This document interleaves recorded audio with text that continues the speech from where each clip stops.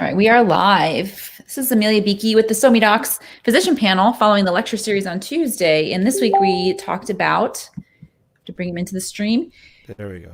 best audio for YouTube and Zoom. And we're in StreamYard, so maybe we'll add that to the list here. And I have with me three of our physicians from SoMeDocs, and it's an experiment. So I'm microphone less, right? And they all have pretty rad microphones. So here you can have your test pilot moment. Yeah, sure. We're going to talk about the lecture from yesterday, our own experiences, and just have a lovely conversation. So I'm going to introduce each of you just briefly and then tell our audience where you are, what your specialty is, what your experience with microphones, perhaps, and audio and the importance of that, and then we'll carry on. John, let's go ahead and start with you. All right, thanks for having me. For those of you with any questions, please feel free to ask in the comments, and I'm sure Dr. Bueche will be happy to relate those to us. I'm a solo practice urologist in Gilbert, Arizona, and I became involved in content creation about 3 years ago. I dove right in. So let me show you, this is what I'm working with right now. So I'm working with this mixer right here, and this is one of the microphones that I'm using. This is the microphone that I'm using right now. So I dove head into audio and video production, and according to George Lucas, how you sound, your sound of your movie is 50% of the movie-going experience. So I took that to heart, and I dove right in, and I learned everything I could about audio, and I'm always learning more. Love it. And Francis, let's hear from you next. Yeah, so I'm Francis. Long story short, I have a lot of specialties I kind of chase and a lot of certifications, but right now I am in private practice part-time doing what I call contextual medicine, where it's really about focusing on the person, using osteopathic manipulation, acupuncture, and various modalities in which it really has to do with focusing on the person in front of me and the context. With audio, I've always been I love wires, I guess, growing up. I still have cabinets full of all these different wires of different lengths and such. And I could go into a Guitar Center or Samash and kind of geek out and see what's there. And I played electric guitar, and I did record some music by myself as well. And when I watch anything on through my computer, it actually routes to a mixer in which I turn up the bass, turn up the mids a little bit, we turn down the treble to give it just the way I like it. And I played guitar, electric guitar, and that was a lot of buying different gear and trying it out. I must have bought and sold so many different kind of equipment just to get the sound I kind of wanted. And they call it gear acquisition syndrome, in which you're buying thing and something, you're selling another one and buying another one and selling another one to look for that perfect sound you're looking for. So I think, John's nodding, so I know he must have really done a lot of research and tried a lot of different equipment until he settled on what he wanted. And I guess the same goes with any settings for any video or audio as well. It's fine-tuning, making a mistake, and then, I like this for now, Mm-hmm. Absolutely. And Baljinder, you're with us as well. Buy us some pretty epic audio. So we're making it work because audio is the best part. Listen to that. Yeah, but no video, unfortunately. So I'm actually a solo practitioner. I'm a pain management physician. I'm from Chicago. I've always had a keen interest. I've always been an audiovisual geek and a computer geek. And, my background sort of is that when I was young, I used to really be into audio recording. I had a thing for microphones and audio, and I also was really into photography. And so I continued my passion for photography. I do lots and lots of photography. And I've always wanted to venture into YouTube. And I always thought it would, first of all, it's right down my alley with all the photography gear. But then also I always wanted to get into it because I thought it would be very complementary to my business. And so when COVID sort of hit, we shut our clinic down for about 3 to 4 weeks. And during that time, I started making content for a YouTube channel. I started, building my sets, building my my algorithms for my camera and everything. And so I got the video down pretty well, and and then I started focusing more on the audio. And I tried shotgun mics, I tried the clip-on mics, I tried a ribbon mic, and so I sort of settled on what I have now. But I've sort of been through the whole thing as well. And so I always I tell my wife, a lot of people are into bags, purses, set. I'm into microphones. I love microphones, and I don't know why, but I do. This is our perfect lineup here to delve into this. And so last night we heard from Nick Kenworthy, all the way from Australia, working on sound in lots of different mediums and giving some great insights. I wonder what were your key takeaways or ahas or maybe your I concur moments. And John, we'll come back to you to start that. What were some big moments there? And I saw a lot of great comments from you yesterday in the group. The one thing that resonated with me really well was make it easy for your audience to consume your content, whether that is video or audio. And when it comes to audio, you want to make it crisp, clear, and easy for your audience to digest.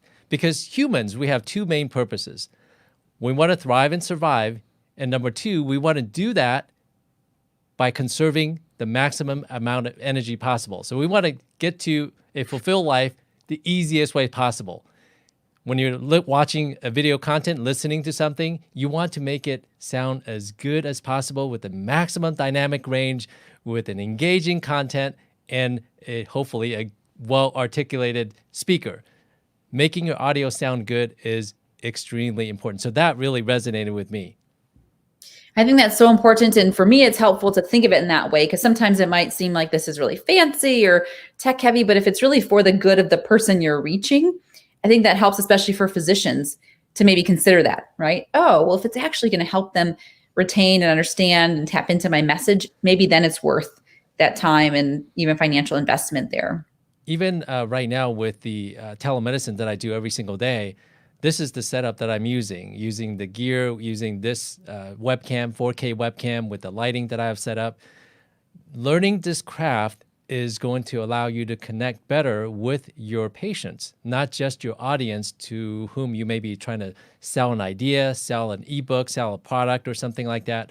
It is really important to engage your audience with all the senses, with the visual sense, with the auditory sense. Absolutely. And Francis, how about for you?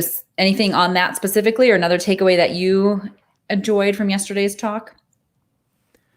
Yeah, just to reiterate that listening, we do without knowing. And the listener isn't going to decide, hey, this listens like this, so I'm going to listen less. There isn't a conscious mode of, hey, this sounds not as good, so I'm going to stop listening. It just goes from A to B, just like John was saying, that decision is made without us people knowing, but we know neurologically, psychologically that happens, and as people who want to deliver, we have to be aware of that. Mm-hmm.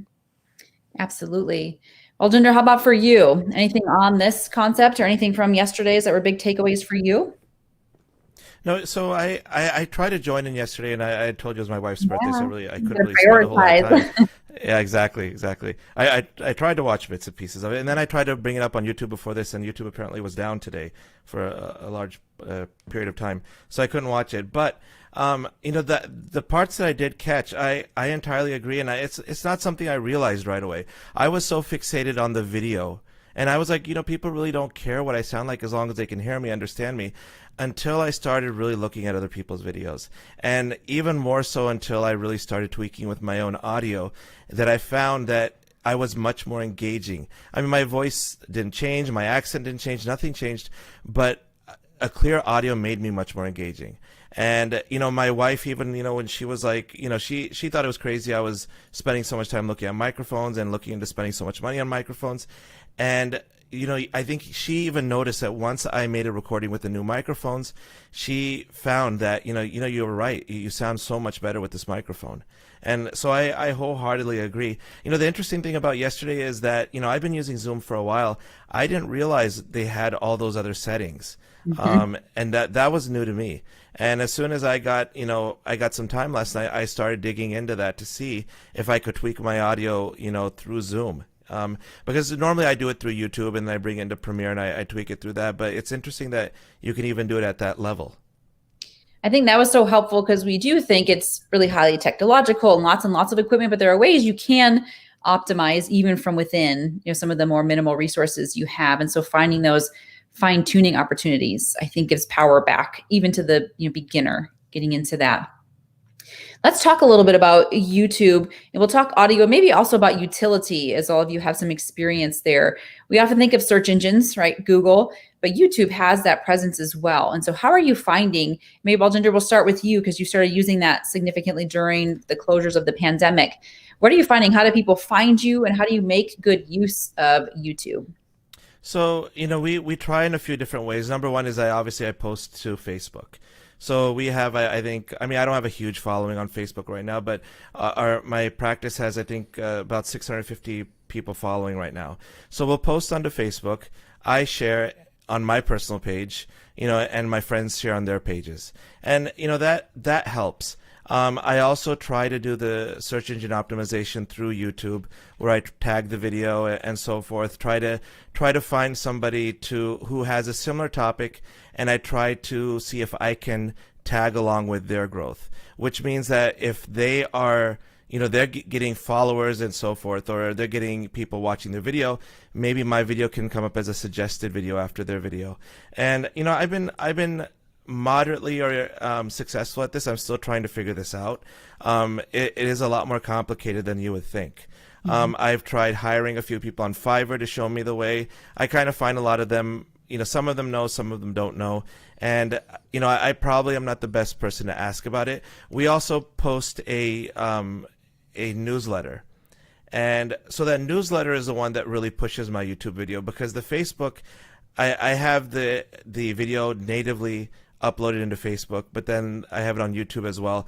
And so I leave that mostly up to, the search engine optimization. From what I've heard, it will grow as time goes on. I've only been doing this for about 5 months, but I've been told that if I keep persisting, keep posting content, keep tagging the content, that, that tipping point will happen one day where, somebody will, I'll start to get more and more people watching and more people liking and following my YouTube page.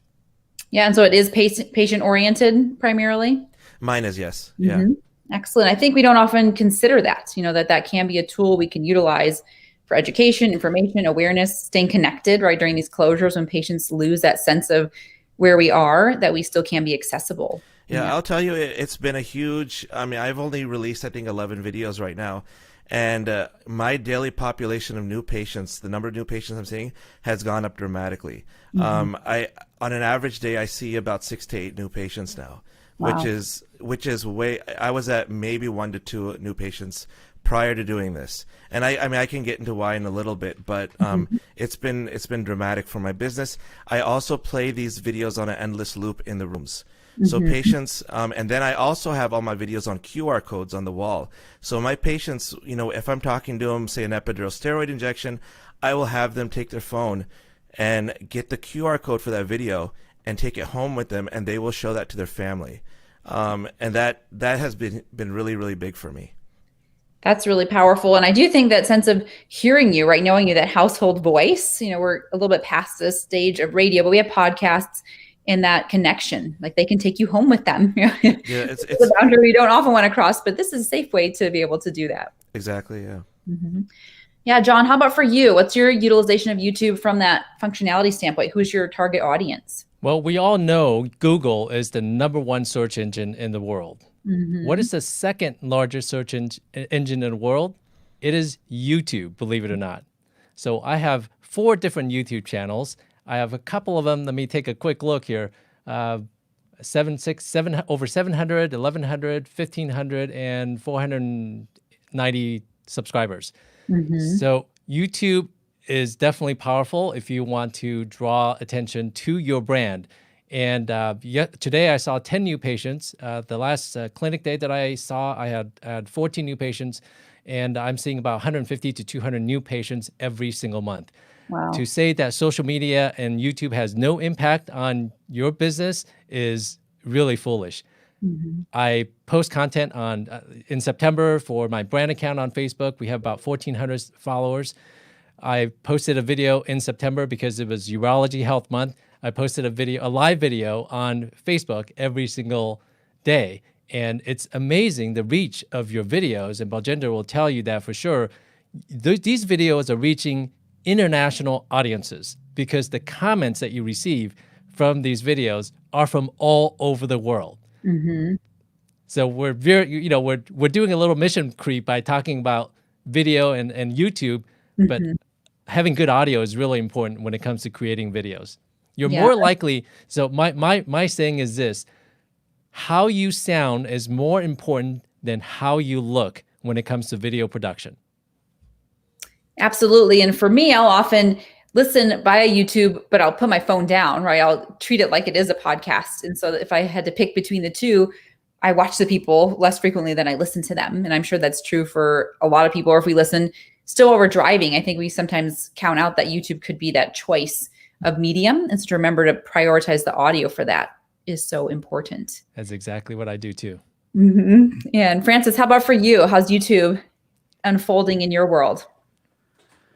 Yeah, interestingly, I also know that fact that YouTube is, second largest search engine, but I'm just the iconoclast, and I'm not actually on YouTube as much. I'm the type that finds the videos other hand or BitTorrent, or I just find it what I need to find without searching for it. Otherwise, I go into a rabbit hole, right? But it's not about me. It's about where are the people that want to hear what I have to say, where are they? And if they're on YouTube, I have to go to YouTube, right? If they're on Facebook, I go to Facebook. If they're podcast listeners, I go to podcast, make a podcast. And it's really about where are the people that you're trying to reach, right? And the great thing about YouTube, besides being searched, for me, I also treat it as a bank of content. Now, when I have someone ask a question on Facebook, I copy that URL. I have a spreadsheet about all my videos, what they're about. I briefly answer the question in text. Then I say, hey, check out this video that I answered your question a month ago. And so that way, number one, I don't have to write a full long answer. Number two, they can see what other content's already there because they will see this content at the end card. The video is related to this video. Oh, they're going to check out more and check out more. So for me, all of that really together, and it's really useful to use as a bank of content to answer questions, to show that, hey, I talk about this thing for hundreds of videos or whatever it may be. And I think if you see someone talking about something for hundreds of videos, delivering value, then you see that they know what they're talking about. I think it's so helpful to hear the scale, right? So Baljinder, you say you have 10 videos or 11, we might have hundreds, but even at the lower numbers, you're getting multiple new patients each day, right? So knowing that, again, start by starting becomes the mantra here, because even one or two can be meaningful to bring people in, show them what's possible, give you feedback on what to do next. And tell us a little bit more about that, how it is actually translating to improved clinical engagement. I mean, I think patients, so oftentimes, for me, the big thing was that, I try to figure out in my mind, why would 10 videos lead to so many more patients, right? And then I started thinking, oftentimes when you go to when a doctor refers a patient to, let's say they say, we need you to see somebody in pain management, they'll give them a list of maybe 2 or 3 doctors in the area, and they'll say, go see one of these doctors. The thing is, nowadays patients, they will actually Google those doctors, and they will look to see what they can find. And oftentimes the big thing they find is a picture. They'll find one picture of the doctor, and that's it. If you have a video that makes you appear engaging and makes you appear to be, so I always had this theory, if you could find yourself on somebody's screen, you're an instant authority. whether it's their cell phone, whether it's their TV screen, whether it's a computer screen. And I think that's held true. And I think this is why, the other thing is, I know you all can't see me right now. And, I'm actually a Sikh. I wear a turban, right? I have a turban and beard. And I noticed that, when I used to use ZocDoc, I would put my picture on my ZocDoc profile and I wouldn't get any patients. When I would take my picture off the profile, I would get patients. And, it was because patients, they may have like a preconceived notion of me or something like that, or they may not feel comfortable. And this is what I think the biggest, kind of the boon for me was with this YouTube thing, is patients saw me and they knew, this guy speaks well. He doesn't, I can communicate with him. I understand him. He doesn't seem scary and this and that. And I think that was, in my mind, I think that's the biggest reason why my numbers went up, because it's the same referring physicians I had before, but I'm getting a lot more patients from them. And I think that was the biggest thing. And the other thing was that when I entered a room with a new patient, oftentimes they're trying to figure me out. Like, who is this guy? What is, nowadays, my video is playing in that room by the time I get in there. And I walk in and half the time they'll say, oh my God, you're that guy from the TV, right? And I think this has been a huge thing. And now when I explain somebody that, why they're having spinal stenosis or what it is, they'll point to the screen. Oh no, I saw your video. I know exactly what that is. And that's become a huge clinical tool. And like Francis was saying, patients might ask me a question. I'll send them a link to a video. I was like, I had a neighbor ask me about geniculate radiofrequency ablation of the knee for his father the other day. And I said, you know what? I made a video about that. Here's the video. And why don't you watch it and then let me know. The other thing that I've noticed is patients, they listen better when they're at home. So I had a patient I've been trying to convince to get a certain procedure done in a long time. I make a video and then they actually send me a message back. I get what you were saying now. I understand it so much better when I'm at home understanding. So, in so many ways, I think it's been, very, very, very positive for me. Mm-hmm.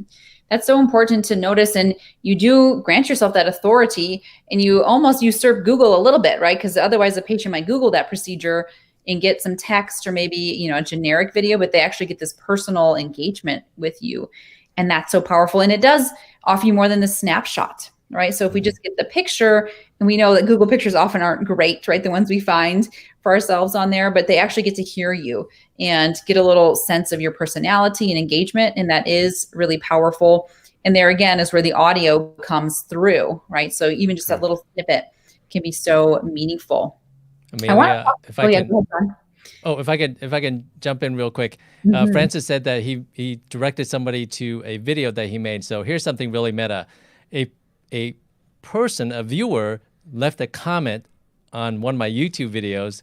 I did a Facebook Live to answer the comment.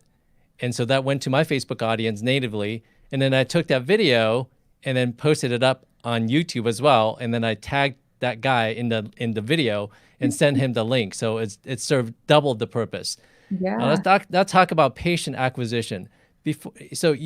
Number one, if you want to get new patients, first of all, in 2020, there's no reason that you need to be dependent on referring doctors. There's no reason that you need to depend on referring doctors. You can go direct to consumer. So number one, you need to figure out who is your ideal patient. Nowadays, it seems like there's a physician shortage. I know there's a urologist shortage. Not only do you want new patients, you want the patients that you want to see, the conditions that you want to treat. Create that ideal avatar and then create content that will suit the avatar. Before someone will buy from you, they need three things. They need to know you, they need to like you, they need to trust you. What is the best way to convey that know, like, and trust? Video. Mm-hmm. Absolutely. And I think many of us don't consider these for clinical use, right? We think always it's kind of for the side gig, for the business aspect. And obviously there's business in medicine, but seeing this as a way to actually reach out and again, encourage, educate, inform, empower patients to make those choices. So they do get to say, wait, I know you, I saw you, you saw me, right? We feel seen when someone speaks to us about a pain point that we have literally or figuratively. And that is so powerful. And so I'd like to encourage everyone listening to remember it's applicable to your clinical practice as well. And I found it really helpful. I made some movement videos when my clinic closed as kind of a substitute for treatment. And also patients said, oh, this is what you've been showing me, right? Because I would show them, I would take a picture of it. I would even take a video of them on their phone. but it felt real and legit, and like I took the time and it had a cover on it. So they thought, this is like a real video. I'm going to do these 5 exercises now that you've taken the time to do that. How about for you? Because I know you're in a build phase as well. Well, just to add on to what everyone's been saying, I think what we're talking about is familiarity. If you see someone routinely and hear them distinctly, and you're talking about the same topic, there is this mutual understanding that you formulate without even meeting them. They see you, hear you, understand you, and they come meet you. Hey, you're that person on YouTube. Mm-hmm. And that directly leads to this, what kind of client, patient you're working with, because you will have this mutual content, idea, concept, need that you're describing, and the familiarity is made. Any type of service or product, whatever it may be, even classical, quote unquote, TV commercials, they're formulating it psychologically to connect and a familiarity with what's going on. And as physicians, clinical physicians, or physicians working with non-clinical work, it's really that connection and the connecting and familiarity that the audio video is really powerfully can be done. And so that's what I wanted to add there, that all the things we do is really in the end to connect us with the people we want to serve, and to connect the people we want to serve with the people who can help them, who's, me, you, whoever is doing that exposition. Yeah. Absolutely. And I want to build on that trust concept that we're hearing so frequently here. And yesterday, there was a comment, it was another meta moment where there was research presented in poor audio quality was less well received, right? It was already diminished as less legitimate. And I found that so fascinating, and so you could say the same thing, right? Read the same script for 2 different audio qualities and automatically you get elevated. And this is one, and we talk about, bias emerging and where you can kind of overcome that, right? With higher quality audio, it can actually elevate that for you. Have you had that experience directly, either through feedback or just listening yourself, right? As the consumer of content? And Baljinder, you came off mute. If you want to share. I mean, I think my YouTube channel is a little too new to kind of know yet. Like I told you before, my wife commented on, my friends commented on it that your audio is better. I debated for a while also having my mic in the video versus outside of the video, and I feel like most people told me having it in the video, they liked it better because it gave a sense that this is not a that I'm taking this seriously, that we're doing something. So other than comment in terms of the actual video quality or audio quality, I haven't really had a whole lot of feedback from patients or anyone else just yet. Mm-hmm. And I just started this new setup with this new microphone, maybe my last 2 videos, so it's kind of new for me. Yeah, it'll be interesting to see, right? Is there a difference in the trajectory of how people respond? Yeah, but I think, but with this, when people, obviously you can't see me now, but, with the mic, people always say, I feel like I'm on a podcast when they have a Zoom call with me, right? I feel like, anyone I have a Zoom call with, they automatically will be like, wow, you have quite a setup there, just by looking at the microphone. So, I think it demands some respect right away with that, microphone in your screen. Yeah. John, how about for you? And he's showing us all the views. Showing us his mic. You want the mic in the shot? Yes. Or you want the mic out of the shot. I can do it either way. It's a good-looking mic. Yeah, it's a Rode Procaster. I love it. So I have not heard directly from people telling me about my audio, because I've always been kind of fixated on good audio quality. So on the other hand, I will tell people whose audio levels are too low, or if the audio is clipping, to kind of help them out. Mm-hmm. Yeah, so you can get back to others. Yeah. Yeah. So, and if you want to get back on topic about the audio, to improve your audio for your Zoom or your YouTube, there are a couple of concepts. One, you want to get the microphone as close to the talent as possible. And it doesn't matter what kind of microphone you use, you want to get the microphone as close to the talent as possible. So this thing is only about a fist distance away from my mouth. So whatever you do, get the microphone as close to you as possible. Now, if you're using a webcam or something like that, that's a little bit too far. And as Nick said yesterday, the onboard camera's microphone is like you don't have a microphone. So in his eyes and in my eyes, that microphone that is on the camera, on the phone, on the webcam is as if you don't have a camera, because the audio quality is just not acceptable to him as a audio video producer, and to me as well, because I think of good sound, it's like this. It's like sex, it's like orgasms, and it's like high-speed internet. Once you hear that good sound, once you experience sex, once you experience high-speed internet or orgasm, you can never go back. From the urologist, we have our messaging here. I love it. Francis, how about for you? Feedback and as you made this transition to your new setup? I haven't similarly heard much direct feedback, so I will answer this concept from the perspective of the consumer. So, as I said before, so my computer audio output, I have these 50-foot cables that goes into my mixer that has multiple inputs, has a different equalizers for different frequencies, so I can control how it sounds like. When I watch entertainment, I have this set up.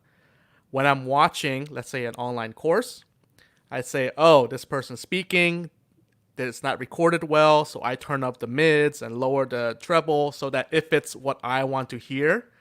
So for me, it's just I make it work for me if it's something I want to consume. But definitely most people don't have it set up that way, because I was very geeked out on buying the thickest audio cables and making sure that I have the left and right, and I don't know how many hours I spent on that, but I could go into that. And whether it's even controlling video speed or I optimize it for me. So although I don't watch my own content as much, so I don't know how I would change how I do things based on me watching myself. Although I probably wouldn't be able to want to do it. I'll have someone else. I'll hire a virtual assistant to do that and then tell me, because I don't want to watch it myself. So yeah, because I'm all about tweaking it for me. And if another person's audio is bad, I make it work for me. I put it in some audio video program. I increase the speed, decrease the speed, or I tweak the equalizer and to make it work for me. So I guess I found my workaround for those that have lower quality audio, just to make it work for me. So Francis, if you want to reach as wide of an audience as possible, and it goes back to the initial concept of making it easy for your audience, most people are not going to be tweaking their mids and highs through a mixer. You want to make it with the maximum allowable dynamic range, with the best volume, with the perfectly adjusted adjacent content volume, and deliver that so that your content will be consumed by your ideal avatar. Exactly. Yeah. Yeah. So if you didn't have that control, would you be apt to stop listening? I'll say some to most of the time. Yeah. Yeah. That's that fall off challenge. And I think that adjacent content volume, John, if you want to speak about that a little more, Nick brought that up yesterday, and what that means and how you can control things when you can't necessarily control the neighboring parts. Any input there? What he was talking about was, if you look at a lot of the highly consumed YouTube video content, it has a certain dynamic range of the audio and also a certain volume. If your recording or if your content is a little bit low or really, really low compared to everyone else, you are making more work for your audience, because when they click on your audio or video, they have to crank up their volume control. And so you're creating friction between the content that you want to deliver and also the audio level. So you're making more work for your audience. What Nick was saying is that you want to bring up your volume so that you match everyone else's to make it easy for your audience to consume your content. Excellent. And for those who are listening that might want to get started, but may not be ready for the full setup, do you remember, did you have an entry-level graduation into this, like the minimum effort you can have to up level what you're doing? And I'll leave that open. John, you're still unmuted if you want to start, and we can go around. Oh, sure. As far as for someone who's just starting out, yeah, use anything but the built-in microphone on your phone, on your iPod or iPad, webcam. Use anything but that. So what are some of the choices? Depending on your device, for instance, this is a Samsung Note 10. The bottom has a USB-C connector through which you can connect what I would recommend is a lavalier microphone. It's a microphone that you attach to your person, and I actually have one right here. This little microphone is a wireless lavalier microphone. You would start with a wired lavalier microphone, connect it directly to your device. Now, the downside is that in a Zoom call, that is probably not going to work. So the alternative, which comes with your device, is probably the earbuds with the microphone built in. That will be probably the easiest way to get started to up your game. But once you hear the difference between a quality microphone and one of those microphones, then you'll start thinking, okay, I want to sound better. Then you can progress into the deep dark hole of audio engineering and sound shaping and compressors and equalizers and all that stuff. Yeah, that's so helpful. I think to know that there's a possibility, right, that's readily available that doesn't totally require that massive leap, but that you'll probably go into that once you get started. Baljinder, what have you found, your entry level, what you got started with? So, I mean, it's, when I first started looking at microphones, someone said if you can afford a $10 microphone, buy a $10 microphone. If you can afford a $2,000 microphone, buy a $2,000 microphone. So they're really, there's such a wide, there's so many different kinds of microphones out there, right? John was talking about, he has a Rode microphone, and, Rode, they make a whole, spectrum of microphones. And I do really like their microphones a lot. And, they have this small video mic that you can buy that you can actually get a version that will plug into your iPhone. So there's all sorts of different Rode microphones. So there he's modeling a few right there. See for a moment. Yeah. So, I mean, there's all sorts of them. And so I do agree that I think I would stay away from built-ins. Although, some of the SLRs that I've seen they do pretty good now, the DSLRs. I have a Sony DSLR that I've been shooting video on, and it does pretty well. But I think at the very least you want a small video, they call it a video mic, it's from Rode. But there's different ones that you can get. And they're not going to break the bank. They're not terribly expensive. For, probably less than $100 you can get a good mic. Excellent. Look at these. These look like. I've seen a lot of people use the earbuds, and especially the white ones that are very common that you get with the iPhones. I don't really like the quality of those. They don't sound very good, and I don't think they look particularly good. They look very amateur, quite honestly. I'll see. We have a AAPMR. There's a conference going on right now, and I've seen a few people on it wearing their white microphones, and I don't think it looks very professional. Okay, I'm glad somebody said that, because I've been thinking that forever, and I will tell you bluntly that they sound horrible. Yeah. But it's what people have, which is fine. Use that. It's better than the onboard microphone. Yeah. And John was alluding to before, they're talking about the proximity effect. Even if you have a cheaper microphone, he's right. The closer you get to it, you get a better effect. You have a lot more bass. You sound more authoritative. As I move in closer to my microphone, you might be able to tell that, it sounds better. And so even if you have a cheap microphone, before you sort of throw it away or throw it aside, try the proximity effect and see if you get close to the microphone, if you sound better. Now, a very small microphone, you might look a little silly on video talking into, but, try it and see how it works. Yeah, always room to grow. Francis, do you remember the days of the early, before you had all the gear? So my microphone journey is, I don't know whether it's temporally shorter or ownership is shorter, because this is the first and only quote unquote professional mic that I've purchased. And when I started my online work, as it were, I've been on podcasts as guests, and I realized if I want to be that authority, be more of an authority, all the things we spoke about, I need to visually, just having this here, and audurally, whatever the word is, to present myself who's serious.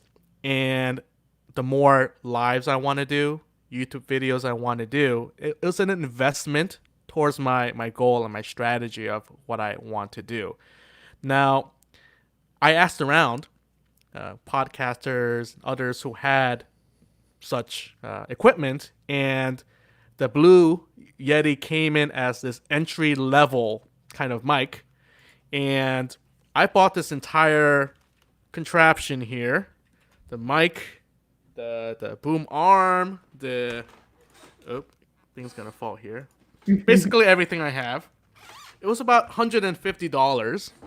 And I said, okay, it's much better than everything else. And I would love to have 10 mics to compare and do all that with, but I'm more of a bibliophile than a audiophile, as you can see behind me. It's another thing. I presented my place here to show that I'm sitting on purpose to show that I have all these books, and then I can pull the books off the shelf and do that.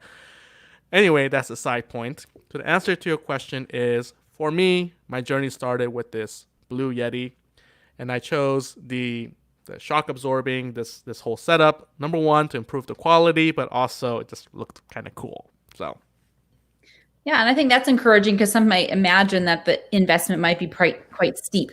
That seems reasonable, and we can hear the quality of what comes through. I want to take one moment and just talk about what we're putting into the microphone. And have you had practice creating smoother speech and how you present yourself? And also, do you feel like that got better because you had the microphone, right? We think ourselves more competent if we have this equipment. John, what about for you? I have always wanted to improve my public speaking skills. I started with in-person presentations. I would rehearse and practice, and this became a natural extension. Like right now, everybody's the audience, and I wanted to sound good. So I invested in, even when I gave live presentations, I would bring my own head-worn microphone, believe it or not, with my wireless transmitter pack. So I'm not tied to the podium, because whenever I'm presenting, I want to give the most value to the audience. The audience is my number one priority. So I wanted to sound good, and I want to engage with my audience. It took a lot of practice. Creating content for live audiences and virtual audiences is pretty much the same. You want to use the same type of cadence. You want to use the gesticulations. You want to engage with the audience visually by looking at the camera, which is difficult to do, but it takes practice, just like anything else. So I think the ability to do these virtual presentations ad nauseum, at will, at any time you want to, definitely has upped my game and improved my presentation skills. Mm-hmm. Oh, for the time of the stage and the podium. Maybe it will come back to us here. Baljinder, how about for you? Have you had practice? Did you invest in the preparation of what you're saying, how you're speaking? I have not. I believe I need to, though. I've thought about it. I've talked, to others about it, and I don't have the cadence yet. Again, I'm sort of new to this. I found it, just to step back to the YouTube channel stuff. When I first started doing YouTube, I didn't think it was going to be that hard. I didn't think it'd be so hard to get in front of a mic, and speak. And 30 takes later on my first video, I'm realizing how hard this really is. And it's not, you get your cadence wrong, you trip on your words. It is very difficult. It's not easy. and then then your voice becomes a little raspy. You're clearing your throat all the time, and I think this is something that I do need to, I get gear lust. When I see other people's stuff, I want to buy it too, right? And I love to buy gear. But, I think you're absolutely right that, you do need to invest in yourself in the way that you learn how to clear your voice, you learn how to speak, you learn how to, be articulate. And I think those are things that I need to work on, because it becomes very apparent when you start to record, and then when you play back and listen to your voice. And like I told you, I play my voice, I'm hearing it all day, because these videos play in a loop in our exam rooms, and I'm constantly hearing my voice. And so I think that makes me, I'm able to pick out things a little more, but that doesn't mean I've corrected them. But you make a very good point that this is something that I think I need to work on next. And I think 2 points are available there, both that we can always work, invest, and get better, but also you saw 6 and 8 new patients a day with, we're going to call it B- work that came out already. And so both are okay, right? It's okay to begin and to present it, and then to grow and improve from there. So don't let it stop you wherever you are, and there's still opportunity to invest. Exactly. It's about content, right? I could be perfecting every one of my videos and waiting to release them, but then I would never release them, right? At some point you have to draw the line. You know what? It's good enough. I'm going to work on my next video now, because you want to keep releasing that content, because you will improve over time. Your first video, I mean, like I've told you, I'm 10, 11 videos in. When I look at my first video, it's so much different than my 10th or 11th video. I feel like I'm much more engaging with the camera. I know how to deal with the camera better. I feel like I'm more engaging to my audience, and I talk with my hands, which I never did. I play a little music in the back while I'm speaking. So I think, you learn a lot as time goes on. So my advice is, just record it, do it, move on, get to your next video, and you will improve. Yeah, and if I can jump in, the important thing is connection with your audience. Don't be so fixated on the tech. So connection before perfection. You want to connect with your audience first. Don't worry about being perfect with the lighting, with the audio, and everything else, with the set, with verbalizing what you're trying to content or create in your content. Just do it. Start, and then you'll get better. No, we all started horribly, and then we look back and we realize, okay, we can do better. And when it comes to YouTube content creation, you shoot this video, you put it together, and then you upload it, and then you have to write the description. You have to put in the 3 hashtags. You have to put in the tags, and then you have to put in the end cards. And then if you have little pop-up things on through the video, I almost hate doing it, because I enjoy creating the video, but then uploading it and then putting all that information in there to improve search, that's a lot of work. Yeah. Sounds like you need a VA. You do. All right, Francis, anything on that? And then we're going to come to close it. I want to make sure everyone knows where to find each of you. So Francis, any thoughts on the quality and preparation? Yeah. First, I want to reiterate what John said about the camera. Now, when you're presenting or when you're in a meeting, it's very easy and normal and natural to be tempted to look at the person on the screen. But reality, your eye contact is over here, right? It's in this camera. And that's how eye contact is very important. But practically speaking, they know you're looking at them if you're not looking at them, because their eyes are in the screen, but where they'll see you is in the camera. So that's one very, very easy thing to do. I have not invested in a speaking or acting coach, which I think is very useful. One thing I do is understand the listener's perspective. And that requires me to, whether I kind of let it go in a good way, whether that requires hand motions, pausing, speeding up, and sometimes it's this intuitive sense of where things are. Maybe I'm wrong, maybe I'm right, I don't know, but I do things to help transfer what I'm trying to say besides just the audio. It's the intonations and things like that. And the one thing I would say is staying grounded. whether physically, mentally, whatever it is, as opposed to getting up into the head and getting into this whirlwind of thoughts, then you're just gonna go at lightning speed and no one will be able to follow where you are.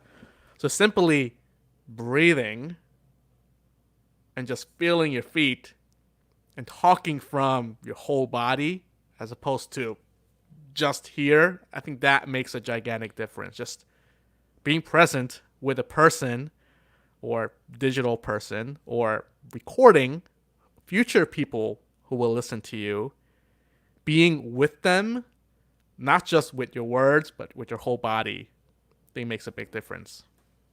Absolutely. I think that's a great conclusion point. So we've heard about connection. We've heard about building trust. We've heard about making ease for the listener and all the reasons to prioritize quality in our audio. And so many more great pearls of wisdom came from this conversation. So thank you to all of you. And please just take a moment and let the viewers know where they can find you. So your social media channels and anything else you'd like to share as we wrap up. John, let's start with you. You can find me on all the popular social media platforms: Facebook, Instagram, Snapchat, Twitter, Parler, at JCLINMD. You can also find me on makeamericapagain.com or exterminator.com, being the #1 vasectomist in Arizona.